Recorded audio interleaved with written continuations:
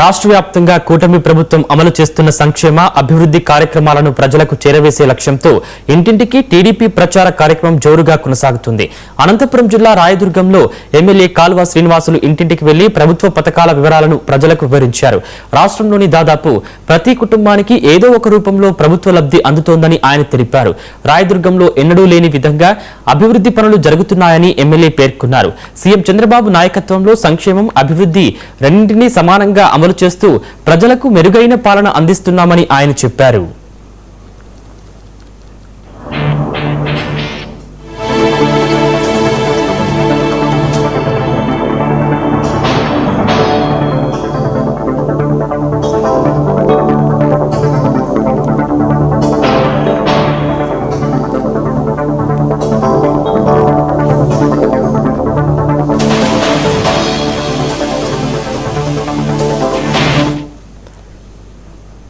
మరోవైపు పశ్చిమ గోదావరి జిల్లా భీమవరంలోనూ ఇంటింటికి టీడీపీ ప్రచార కార్యక్రమం నిర్వహించారు.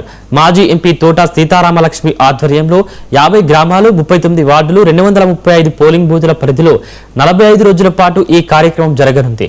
భీమవరంలో కేంద్ర మంత్రి శ్రీనివాస్ వర్మ, ఎమ్మెల్యే పులపర్తి రామాంజనేయులు, ఎంపీ పాక సత్యనారాయణ సహకారంతో 2264 కోట్ల రూపాయలు విలువ చేసే అభివృద్ధి సంక్షేమ కార్యక్రమాలు అమలయ్యాయని కూటమి నాయకులు తెలిపారు. ప్రభుత్వ కార్యక్రమాలకు ప్రజల నుంచి విశేష స్పందన లభిస్తుందని వెల్లడించారు.